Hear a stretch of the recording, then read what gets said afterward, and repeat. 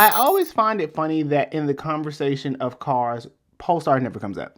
Let me explain. So Polestar is Volvo's electric division, and essentially they are the company responsible behind the Polestar 1, 2, 3, and 4. Now that might not mean a hill of beans to you, but Polestar has been actively working to get people geared up for the new wave of electric cars, and I always find it funny that they never come up in the conversation. So in this video, I want to explore who Polestar is, what they offer, and why they never come up in the conversation. So stick around and stay tuned because you are now watching The Breakdown.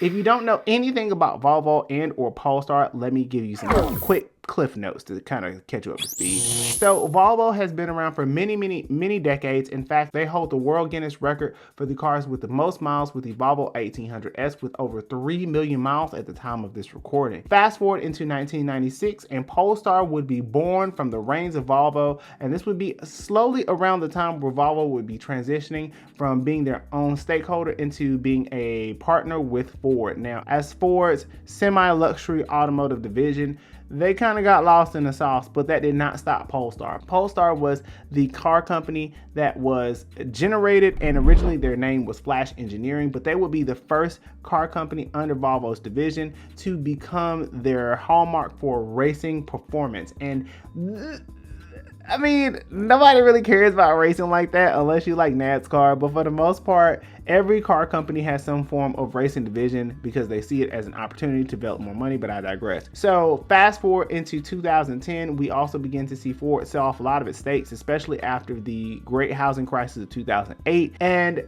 basically, we see Polestar begin to flash its wings and start to fly sky high, and we would begin to see that with the Polestar 1. Now, this is one of their first model offerings, starting at $156,000. The Polestar 1 was a very sleek and beautiful looking coupe that was originally a hybrid system, and this would be the only hybrid that would come from Polestar before they went completely electric. Unlike many of the other cars there, this was kind of experimental, being their first car, because let's be honest, most car companies do not want to invest that kind of money into a brand, let alone an experimental hybrid. The first Polestar had a hybrid motor system and essentially was ahead of its time, to say the least, and it was made in very limited numbers, which is why you never hear about it. You can see a going price for this roughly around $2.5 million now, and it was only $156,000 today. So off to all those people that say cars are an investment. You just can't drive them. I know what I said. But the eventual successor to that would be the Polestar 2. Now, the Polestar 2 is supposed to be the Model 3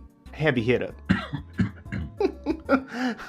Polestar essentially created a front-wheel drive / all-wheel drive competitor to the Model 3, which would also explain why it's not that successful, because most people don't even like front-wheel drive, let alone, well, most people don't even know they drive front-wheel drive cars. But most people who want an electric car prefer the electric motor system setup for rear-wheel drive as opposed to front-wheel drive. Unfortunately, the Polestar 2 suffered from an issue where it just, for the front-wheel drive models, was just undeniably slow, and at 6.8 seconds, while that's fast for an internal combustion engine, that is fucking slow for an electric car, because the whole point is it's supposed to be fast. Now, the other thing is that they're also coming out with the Polestar 3. Now, the difference between the Polestar 2 and the Polestar 3 is that this is supposed to be a proper rear-wheel drive setup, so that would get the people going. Get them going. And so the Polestar 3 unfortunately has not quite dropped yet. It is supposed to be expected to be released soon in 2024. But until then, we just have the Polestar 2. And so that calls into question why we just genuinely do not talk about Polestar. Oh, before I forget, as always, if you like this kind of content and you like my shenanigans, which sometimes I try to dial them down, but it doesn't always work, feel free to hit that like and subscribe button, because it definitely means a lot to me and the YouTube algorithm. So I'm gonna go ahead and give some opinions, because I got all my facts and shit out the way, because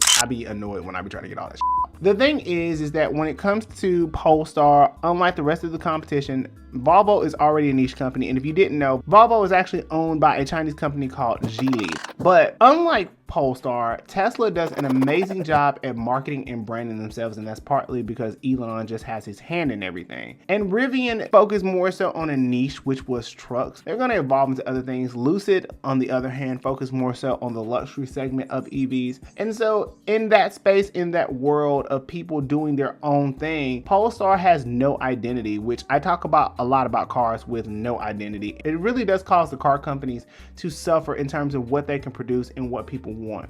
The other thing is that in terms of pricing and overall sales, Kia and Hyundai got the market down, baby. Between the Ioniq 5, Ioniq 6, the Niro, Kia and Hyundai has it down. They know exactly what their consumers want. They know that most people are okay affording a cheap ass electric ass vehicle from Kia and Hyundai. And really, it's kind of hard to fuck, unlike their internal combustion engines, which some people are going to argue with me that is not that great, but I digress. And so because of Kia and Hyundai being the behemoths that they are, it is incredibly difficult to be in that space of competitive, affordable EVs when you have also the likes of General Motors doing something very similar and seeing very promising results from the overall EVs. One of the last reasons that we don't talk about Polestar is there is no staple, there is no president vehicle like there is with Tesla. And Tesla is the benchmark. Let us not be confused on who the runs this game right now. There is borderline a cult following between certain EVs and car companies, and none has been like Tesla. In the future, that could completely change, but most people just generally don't care about Polestar, Volvo, Swedish, Geely, whoever, because they have no true stake in the conversation of what makes EVs. And I believe that part of the reason why they never come up in the conversation is because nobody genuinely knows who they are. Most people, when they see a Polestar, while it is striking, they think it's just a traditional Volvo, and that distinction from the cars is absolutely necessary. If you want people to know who the you are, you gotta have a little glitz and glamour. Gotta have a little glam squad. Now, I would like to argue nobody was talking about Volvo, let alone Polestar, and they don't even know that's an electric car. Most people, when they see it, it just looks different and it looks unique, and most people just want to buy it. With that being said, now that I've concluded everything, leave a comment below. Let me know what you think about Polestar, if you've ever heard of them or not, if you think they are worth the price, if you think anybody should be talking about them. But until the next video, I will see you guys later.